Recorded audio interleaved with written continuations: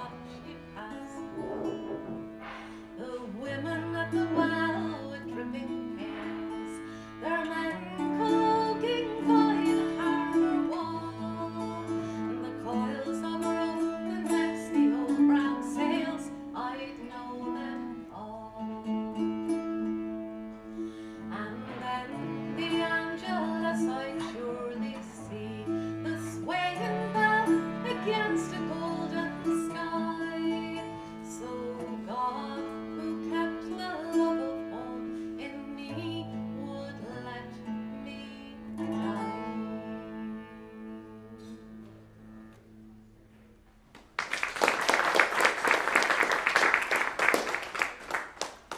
So that's a poem by Winifred M. Letts called The Harbour. And not only was it the first poem of hers that I became familiar with, but it's actually the first poem in her first collection of poetry, which strangely enough is called Songs from Leinster, which of course gives the impression that it's a songbook and that they were written as songs. But while she very much, you can see she was very familiar with the ballad form and lots of kind of lyrical poetry that's very suitable for singing, they weren't actually written as songs. And I even discussed this with Barbara. We were kind of wondering, maybe it was an editorial decision even to call the collection songs. So the Harbour is actually engraved, or it was, in Courtown Harbour in County Wexford, where in the song she identifies as a Wexford person. And up until Barbara's work over the last couple of decades, I suppose, you would often find references to Winifred Letts being from Wexford and being Irish. But of course Barbara and the library here with the publication has established that she was, of course, born in England. But she had a great liking for Wexford, and why wouldn't she? The next song leads on nicely from that one. In fact, it's almost like the same. It could almost be the same person, but just at a different age. And I remember I've only introduced Niall quite recently to this work as well, and I remember you really connected with this one actually, Niall. Yeah, my mother worked in one of the big houses in Bunclody back before the war, and a lot of these families went broke because they all had invested in rubber plantations in Southeast Asia, and a lot of them in Singapore and Burma that fell to the Japanese, and they all kind of went bankrupt, and a lot of these big houses and the families have gone. But my mother worked for some of them, and the lyric in this just resonates. It's like, it reminds me of tales my mother used to tell at the big house. So it's about a young Wexford girl who goes off to work in the big house, as so many did, if not in a big house as grand as that was in Bunclody, where your mother was. Newtownbarry House. But often, if not the big house and the quality, as is mentioned here, you know, they'd be going off to work for a bigger farm. If they were a small farmer, they'd go off to work for the big farmer. We're all familiar with these stories. So this is called In Service, and I think it's definitely a G this time.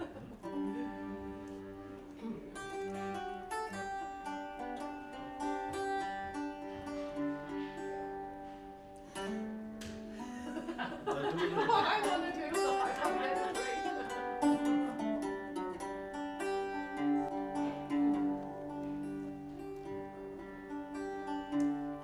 Little Nellie Cassidy has got a place in town. She wears a fine white apron, she wears a new black gown, and the queerest little cap at all with streamers hanging down. I met her one fine evening, strolling down the street, a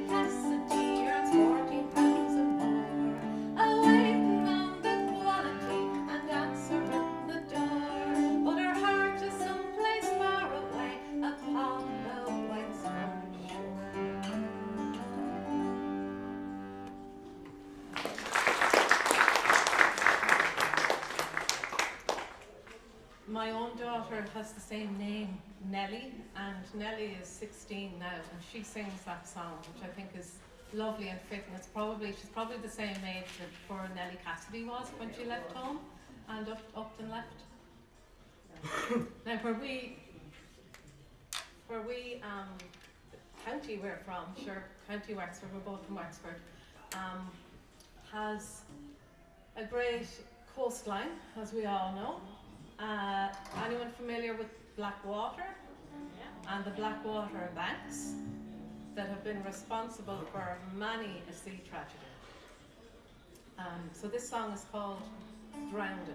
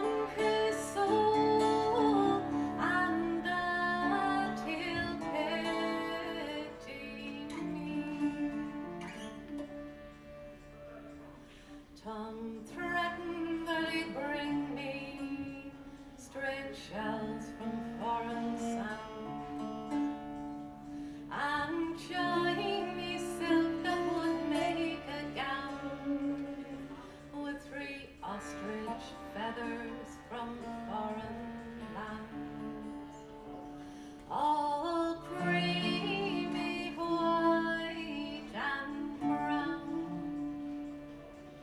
My great boy stand with empty hands, and him and all gone down.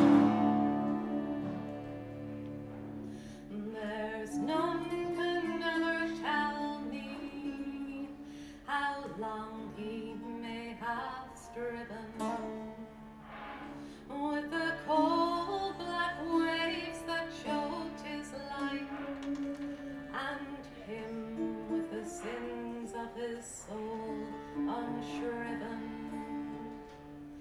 In that his mortal strife, God's mercy on the unforgiven, and me his promised wife.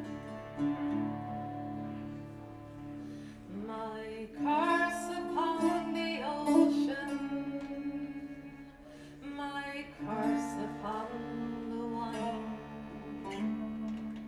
that's taken my heart's bright core on me, and made to my sepulchre none can find. But them that's in the sea, why would they leave the old behind and take the young and free?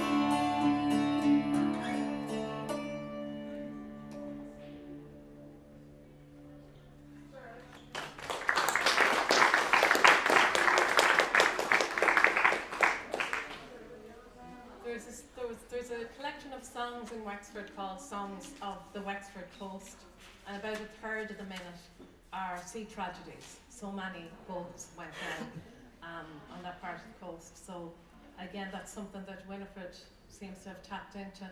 I was wondering why I was associating this with Wexford, and just this morning, sure, when I picked up the book it's actually the first chapter, I suppose, in Songs from Leinster, which was published in 1913. The first collection under, chapter is the right word, in a Wexford village, and Drowned is included in that, as is the Harbour, as we sang, and In Service. So all three of them are in that, and we finish with another one from the In a Wexford village section in here as well. This one comes from a little bit later. I'm going to leave the accordion down for this one.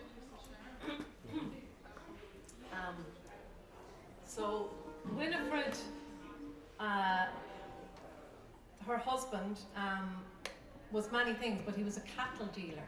And there's some lovely quote she made that Barbara's mentioned in a talk about how she only really came to know her husband when she saw what he was like dealing with the cattle dealers.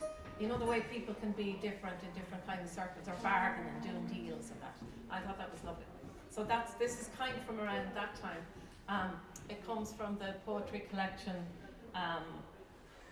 Songs. We're going to make famous butter chicken.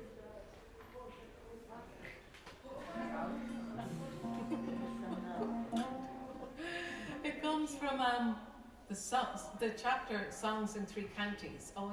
In Songs from Leinster. Maybe I got that bit wrong. Disregard. Anyway, so it's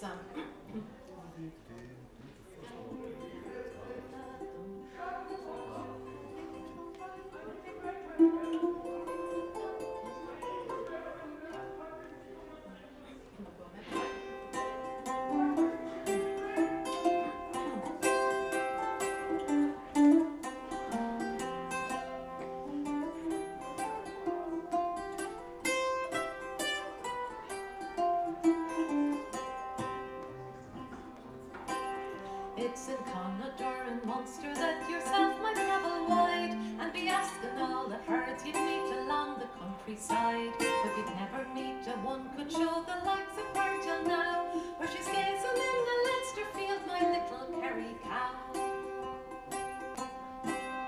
If herself went to the cattle fairs, she'd put old house to shame, for the finest poets of the land would meet to sing her fame, and the young girls would be asking leave to stroke her satin coat.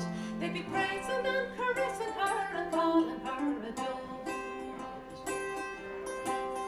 If the King of Spain gets news of her, he'll fill his purse with gold and send sail to ask the English king where she is to be sold. But the King of Spain may come to me, a crown upon his brow. It is he may keep his golden purse, and I my Kerry cow. The priest maybe will tell her fate to the Holy Pope of Rome, and the Cardinal's College sent for her to leave her Irish home. But it's heartbroken she would be itself to cross the Irish Sea. 'Twas be best and send a blessing to my Kerry cow and me.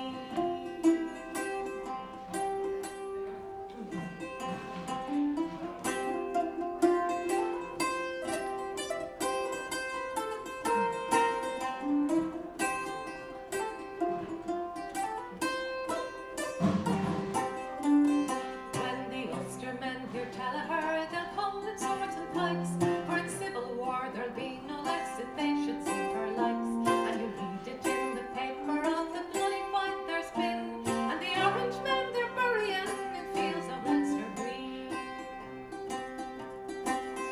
There are red cows that's contrary, and there's white cows square and wild, but my Kerry cow is biddable and gentle as a child. You may rear up kings and horses and the lovely milk she yields, for she's fit to muster generals to fight our battlefields. In the histories they'll be making, they've a right to put her name with the horse a try and Oisin's hounds and other beasts of fame. And the painters will be painting her beneath the hawthorn bough, where she's grazing on the good green grass, my little Kerry cow.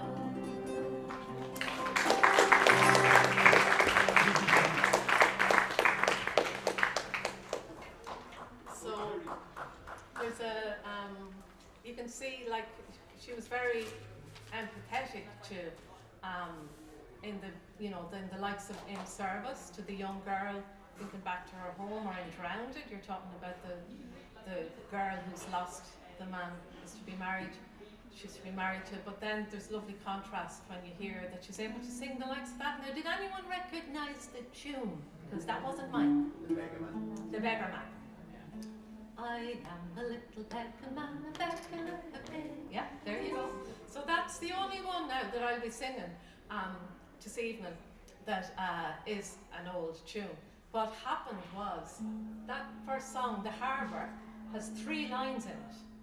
So like there's no existing traditional song hardly. Like you have a 4-line or an 8-line verse, but because it had 3 lines, that's why I wrote a new air in the first place for it. Like no notions about writing tunes. It was literally I wanted to sing the words, and the automatic thing as a traditional singer would be to find an old air that would fit. But that's what got me kicked off. That was about 2017. And as Niall will tell you, like there's 7 lines. Niall, when you first heard me sing some of these, you'd be expecting it to go somewhere, wouldn't you? Yeah, it's kind of like playing a haiku. Where you have 5 lines, and then 7.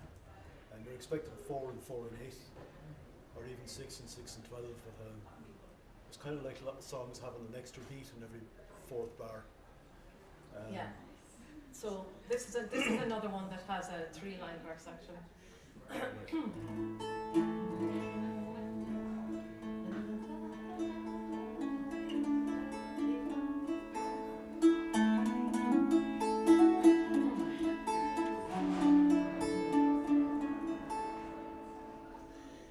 Hay in the haggard and cows in the byre, a turf stack is built with its store for the fire.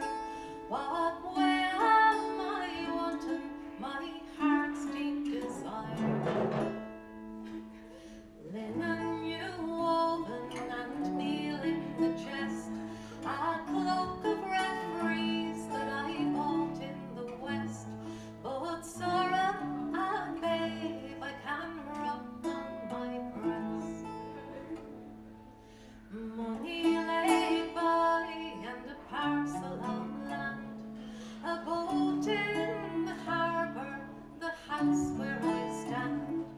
But God for a child that would clutch at my hand. Milk and fresh butter and flour to spare, the chickens, the goats and the turkeys to rear. But never a little wee child can I care. The beggar goes by, a babe in her shawl, a wee one streels after and runs at her call. 'Tis I am the beggar and she that has all. God send me a child with the sorrow and pain. Let him waken the quiet and squander the gain. For I'm counting my riches and plenty in vain. A child that will know how to spoil and to tear. What matter the trouble and murder and care? So I'm hearing the fall of his feet on the stair. A beggar I am, shall I not be blessed with a baby come home that will sleep on my breast? Let me be a mother, oh Christ, with the rest.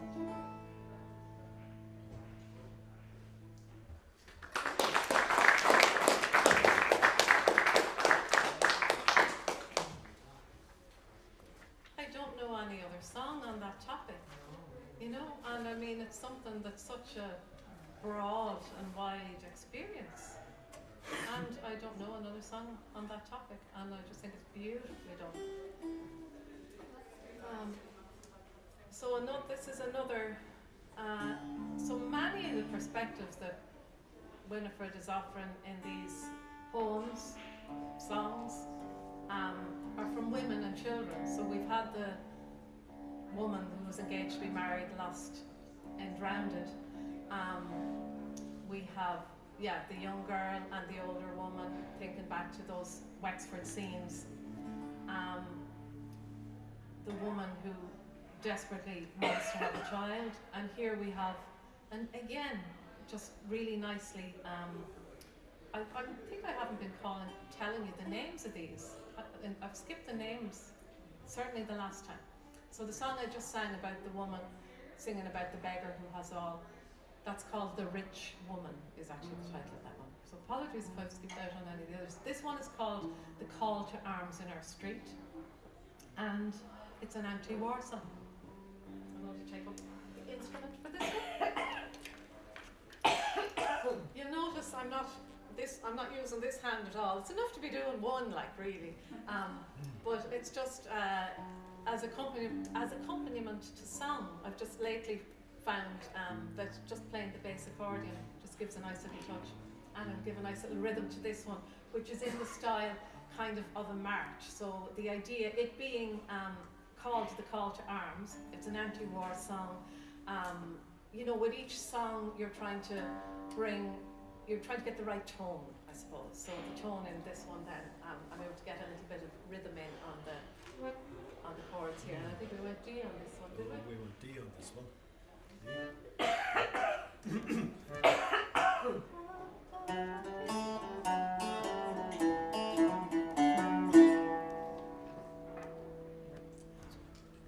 There's a woman sobs her heart out with her head against the door, for the man that's called to leave her, not a pity on the poor. But it's beat, drums beat, while the lads march down the street, and it's blow, trumpets blow, keep your tears on when they go.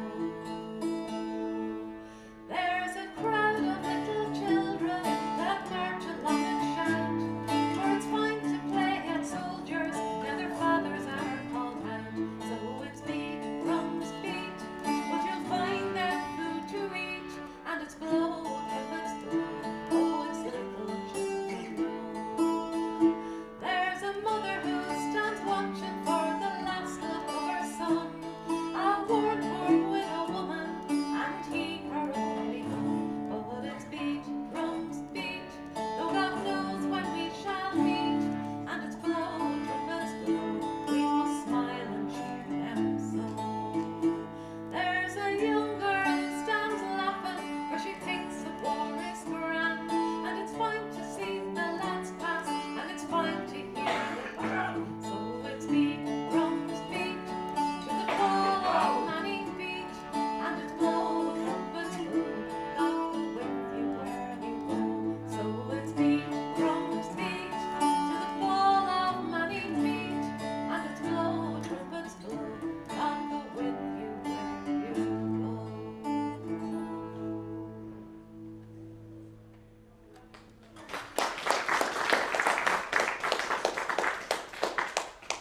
Might be worth mentioning that I did interfere a tiny little bit with that, but only because I repeated the last 4 lines. So I'm very careful not to, I'm not interpreting Winifred's poetry. I'm literally doing it word for word. In that case, I think that's an exception as well. The nature of that chorus is just kind of asking to be repeated, I suppose, really coming from the traditional song background, it's just really asking. So that's why we have that there. Now let me see. This is nice for this time of the year. I'm going to ditch the accordion there on this one. Has anybody heard the cuckoo in the last couple of weeks? None of you. I haven't managed it myself either, but I know where to go, because where we live, Niall was at the house earlier on today, looking out across the mountain, across the Black Stairs. We know a point in Ballycrystal. There's neighbours of ours, older people, who go up there once kind of the middle of April comes. They go there every evening until they hear the cuckoo. They're just not satisfied, because the cuckoo is a sign of summer coming, anyway, so this song is fitting for this time of the year. She has been heard, and let me see. The other thing about this time of the year is if any of you have young people in school, I suppose especially, we've had such a lovely spell of weather lately after all that rainy season we had. But yeah, this song is about a child inside in school hearing the bird song outside on a lovely day being called out. So it's just a little song with a fly through it, it's short. It's called Voices. So yeah, we'll do Voices. Yep.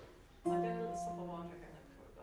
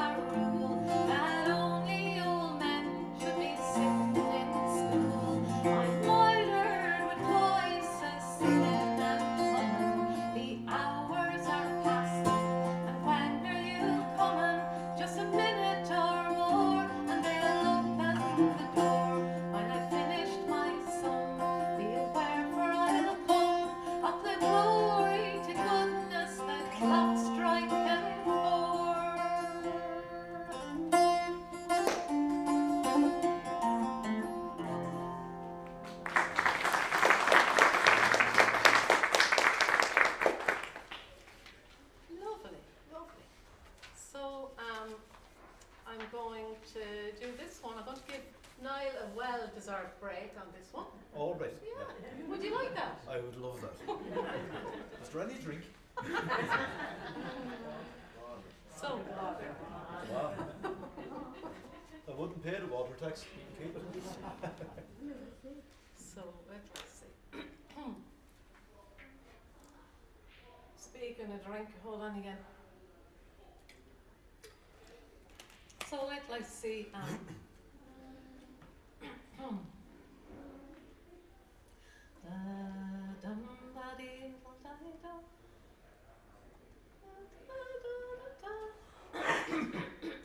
You'll excuse me, I'm just tuning up here.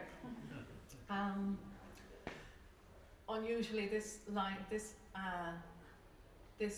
poem has 4 lines and looks at a glance. Those of you that would be familiar with looking through songbooks, you know, it just has standard 4-line verses, but still I came up with an air for it. So that's how it is for the moment. I mean, as a traditional singer, God knows I must be using phrases, musical phrases that are in other songs, and sometimes I would actually decide to do like a big interval or something, you know, a big jump from high to lower, low to high, especially in some of those kind of grieving, you know, where there's the grieving, almost keening sound in Drowned It or something like that. But anyway, so yeah, it's, I suppose, informed by listening to traditional songs for many years and singing traditional songs. So again, you're trying to pick a tone that's going to carry the message that's in the song. So I'm gonna let this one let this one off and see how it goes. I lost my kind companion. This Friday was a week. The likes of him, my decent man, you might go far to seek. 'Tis woeful now, my comrade gone, to be so sad and lone. Myself upon the green earth still, and him beneath a stone. A quiet man he always was, and quietly he died, with ne'er a word and ne'er a call to bring me to his side. My grief, the way I am, to sit here alone and sad, and never see himself or hear the kindly word he had. Whisper, honey, where always I have forlet none, that he's still in it all the time. I know his body's gone. For sometimes when I wet the tay, I do be talking fast, pretending all the whiles himself will answer me at last. And sometimes sitting by the fire, I think I hear his tread. 'Tis sure himself, I say, those times that stirring overhead. 'Tis only notions that I have that do divert my mind, when waiting here in lonesomeness I hear the rising wind. 'Tis closing in on 50 years since him and me got wed. A quiet man he always was, and few the words he said, but sure he had a right himself to take me with him too. My quiet, kind companion, that God may welcome you. I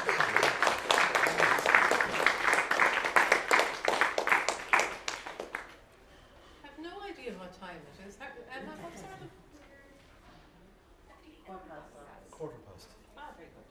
So we have just one more, but I'm just going to, before we do that, I'm just having a little, I would love to ask Robbie Sinnott about some of the language that's in this poetry, right? We have Far on Sho, Robbie Sinnott is an and Robbie is fluent in Irish, which is one of the things that's very helpful when he looks at the kind of words that exist in Hiberno English. Of course, some of them aren't Irish origin anyway, they're Old English, even for the most part. But Robbie is someone that myself and my husband, who runs a page called folklore.ie, that many of you might be familiar with, where we'd be on the phone to Robbie and chatting about things. And Robbie, I'm going to ask you, do you mind if I ask you, Robbie, about a few of the words? So there's a couple of lovely ones. Stravagan.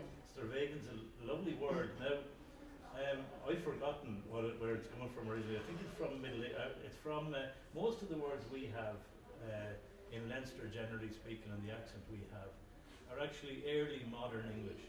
So they're coming from the early 17th century. But even most of Dublin was Irish speaking up until the 16th century.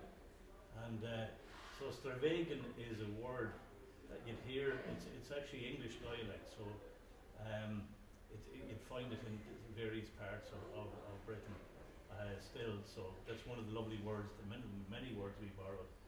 So it's a lovely word to mean to ramble about the place or to knock about the place. Yeah, and it's a word that I didn't know, but then when I asked like my parents, and actually it was John Roach in Wexford had a particular memory of his mother saying Stravagin. And yeah, it might be kind of wandering with kind of, not with great purpose, or could even be a little bit show-offy maybe? Meandering. Well, in our way, it could be used, see, it was used very negative of somebody, she's only Stravagin about the place. See? So it was little Nellie Cassidy, by the way, the young one, that was Stravagin. That's where it's used here. But Stravagin can also be used just rambling about the place, or just Stravagin about the place, like just for a ramble.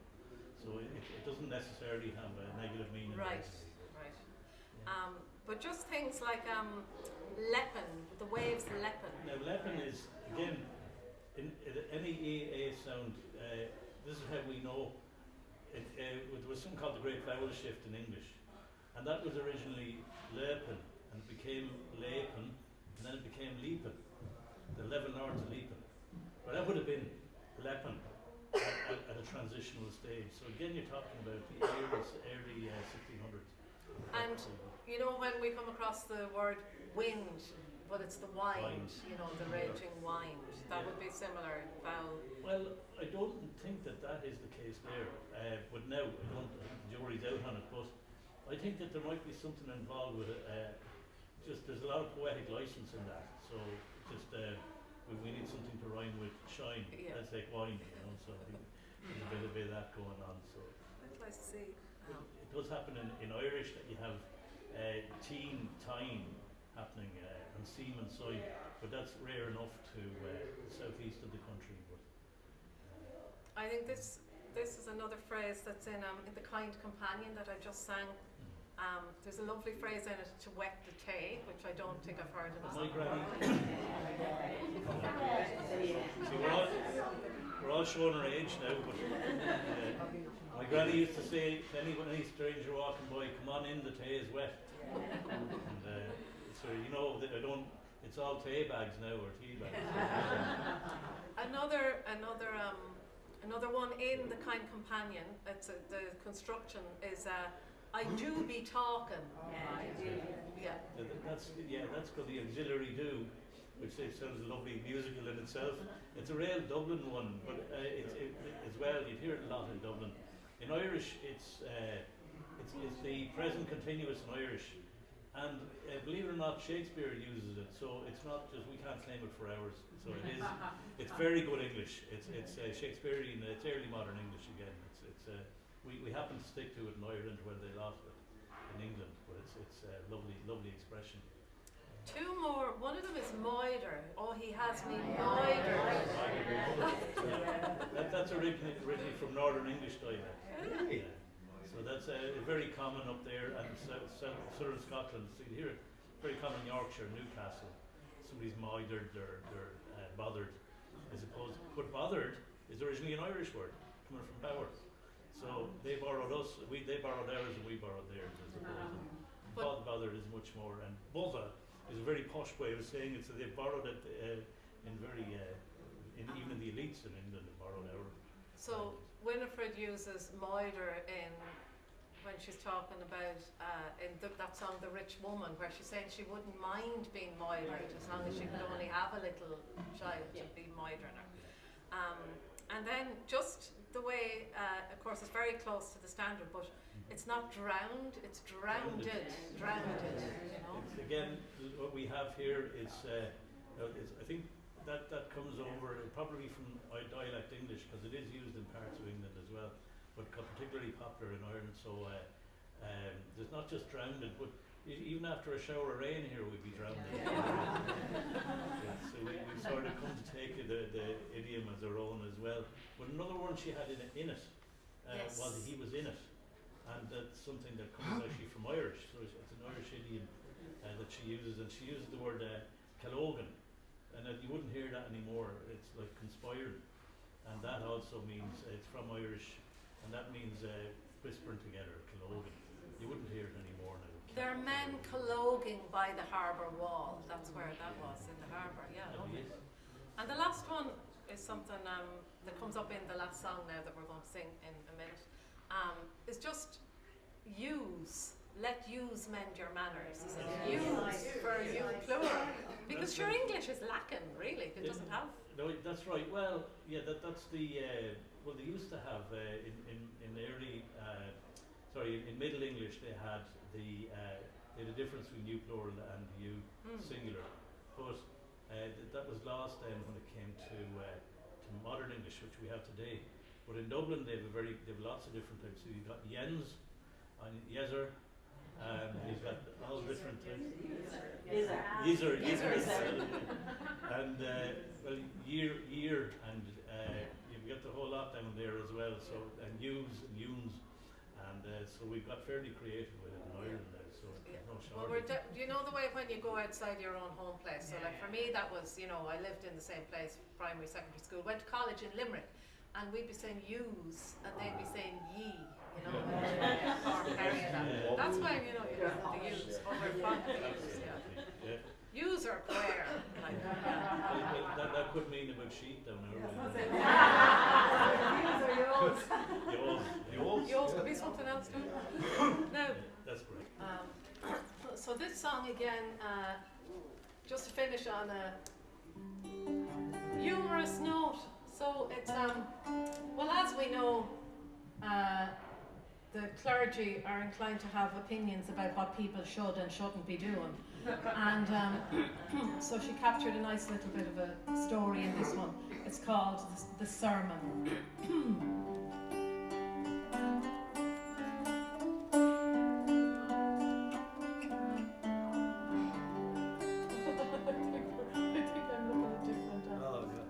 I think we went with this, did we? Yeah. I don't know if I get higher or lower as I go on, but.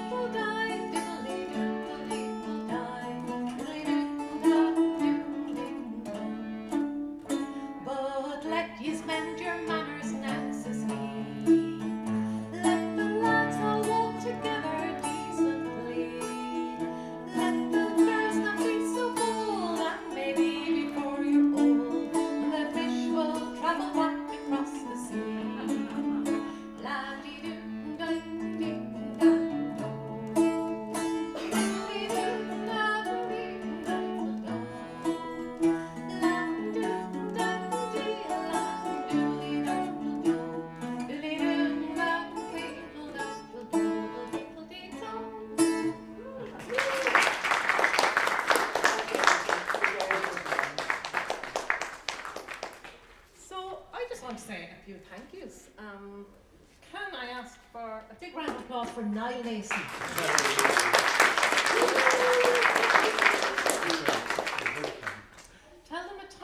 bit about your instrument, Niall, will you? Because it's quite an instrument, isn't it?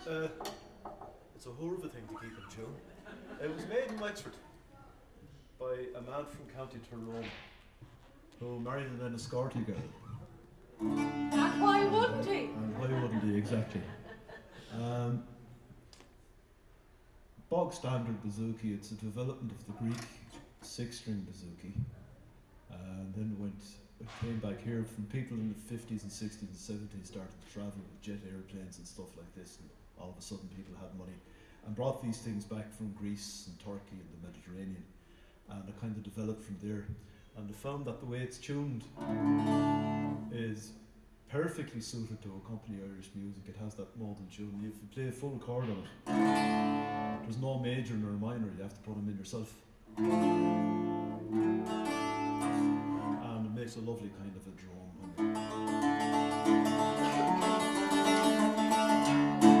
And it kind of developed from there. I think Johnny Moynihan from Sweeney's Men had the first custom-made bouzouki in Ireland, and Andy Irvine played with him as well. And they were the guys that introduced the bouzouki to Irish music, and it's mandolin family, and it just happens to suit.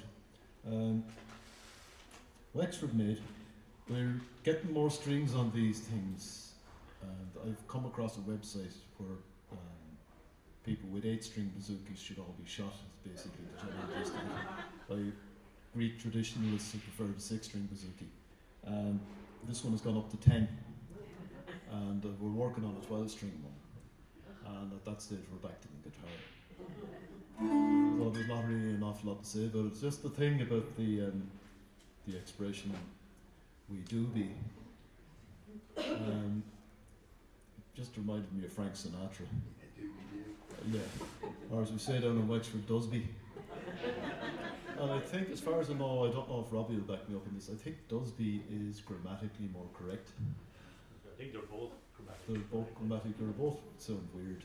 Either or. I'll hand you back to Aileen. Thanks very much. Take care. Thanks very much. So it was here that I first met, I suppose I first met Emma here. I think we'd done some stuff online. But in 2002, was it, the symposium was here, the Lex Symposium, and I met Mervyn, and so we'd see him here. And is Barbara the whole time there, but just behind somebody? I might see it. And Barbara as well. And I want to thank you all for being on this. You know, I feel like we're on a little bit of a journey in terms of exploring and promoting Let's and her work. And of course, Oriana Connor, who's Let's, who's Winifred's, or Aunt Wyn, as she'd call her, her great-grandniece. So I was speaking with her just a couple of weeks ago, and actually, you know that thing I said where I interfered with the song by repeating the last few lines? We were discussing that, and I was going to do it with another one, and following a discussion with her, I decided not to. So this is the closest thing I can get to finding out what Winifred would like, you know? So it's difficult when you're collaborating with someone who died a couple of years before you were born, which she did. But I mean, Barbara actually knew her. When Barbara was young, she knew Wyn as an older woman. So it's just lovely to have that connection. And like I say, just between being familiar with traditional song, when I talked about Winifred being interested in the talk at the back door, those people, they would have been singing. If they were singing songs, they would have been singing traditional songs in a traditional style, in that tradition that I have been embedded in and listening to and paying attention to for many years. So I do hope that this is given appropriate treatment. This is appropriate treatment of Winifred's work, which I have great respect for. You can tell it's beautiful work to sing. I mean, it's just asking to be sung. Let me just see. Of course, I want to thank Robbie Sinnott. A round of applause for Robbie for some of his insights there. And so then the library here, Emma Edwards, and everybody involved in the library here for supporting us, because this was really a kick in that we needed to get together. To put together this body of music, which we are going to further develop. I'm heading towards a recording, and there's more. If I was here in October, I can come back in October if you like. There's there's a couple of Halloween songs, for example. There's more material. I wasn't just seen Had I Enough to entertain us for a little while. There's so much more material. I've already put something to, and some of the work just leaps out of the book. And so there'll be more of it too, I'm sure. So thank you very much. And I want to remind you again that the wonderful book by Barbara is available over there, which is the biography of Winifred Tallaght. So, and if anybody wants to follow me, I'm fairly easy to find on Facebook. Or AileenLambert.com is the website, which of course doesn't everybody's website need to be updated? Isn't that what everybody says as soon as they mention their website? But you'll find me on Facebook if you want to follow me there, and that's where I'll be, updating stuff. So thank you very much. Thank you.